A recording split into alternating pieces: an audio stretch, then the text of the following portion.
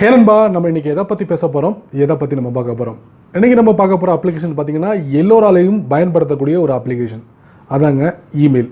So இமெயிலோடனே நமக்கு ஞாபகத்துக்கு வர்றது எல்லாருக்கும் யாஹூ, ஜிமெயில், இந்த மாதிரி நிறைய இமெயில்ஸ்லாம் இருக்குது. அதில் வந்து பார்த்திங்கன்னா அதிகமாக பயன்படுத்தக்கூடிய நபர்கள் எந்த இமெயில்னு பார்த்திங்கன்னா ஜிமெயிலும் யாஹூம் தான். சமீபத்தில் மைக்ரோசாஃப்ட் யாஹூவை வந்து ஒரு புது பொலிவுடன் கொண்டு வந்திருக்காங்க. அது எதில் அப்படின்னு பார்த்தீங்கன்னா கண்டிப்பாக நீங்கள் தெரிஞ்சுக்கணும். என் பேர் சையத், நீங்கள் பார்க்குற சேனல் தமிழ் டெக் ஜிஞ்சர். வாங்க முழுமையான வீடியோக்குள்ளே போகலாம்.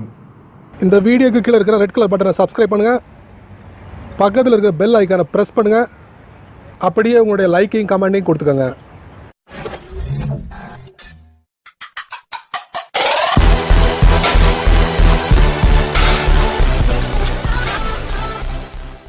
பொதுவாக யாஹூ மெயிலை வந்து நம்ம வந்து ரெண்டு வழிகளில் பயன்படுத்த முடியும். ஒன்று பார்த்தீங்கன்னா கம்ப்யூட்டர் மூலியமாக பயன்படுத்த முடியும், இன்னொன்று பார்த்தீங்கன்னா நம்மளுடைய ஸ்மார்ட் ஃபோன் மூலியமாக.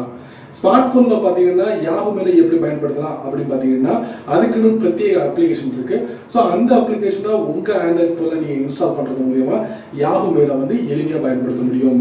இன்றைக்கி வந்து யாஹூ மெயிலை வந்து வேறு வழிகளில் பயன்படுத்துறது எப்படி நம்ம பார்க்கலாம். அதாவது நீங்கள் கம்ப்யூட்டரில் யாஹூ மெயிலை எப்படி நீங்கள் பயன்படுத்திருப்பீங்களோ அதே எக்ஸ்பீரியன்ஸை வந்து உங்களுடைய மொபைல் சைட்டில் வந்து யாஹூ மெயிலை எப்படி பயன்படுத்தலாம் அப்படிங்கிறத வரக்கூடிய வீடியோவில் நீங்கள் பார்த்து தெரிஞ்சுக்கலாம்.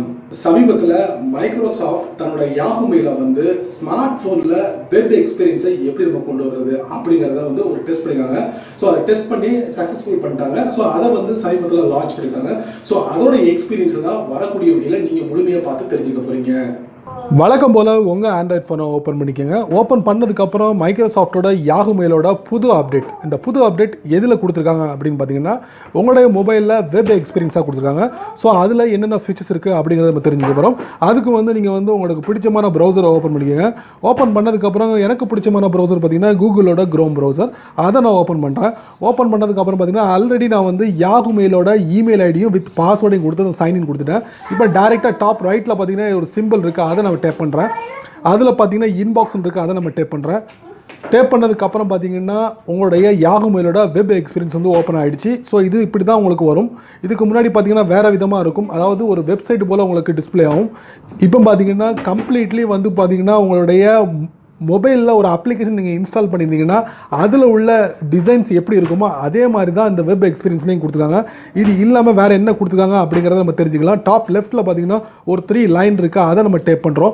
டேப் பண்ணதுக்கப்புறம் பார்த்தீங்கன்னா இதில் வந்து ஆல்ரெடி நான் 2 இமெயில் அக்கௌண்ட்டை நான் ஓப்பன் பண்ணியிருக்கேன். இது இல்லாமல் அதோட செட்டிங்ஸில் என்ன இருக்குது அப்படிங்கிறத நம்ம தெரிஞ்சுக்கலாம். செட்டிங்ஸை நான் டேப் பண்ணிட்டேன்.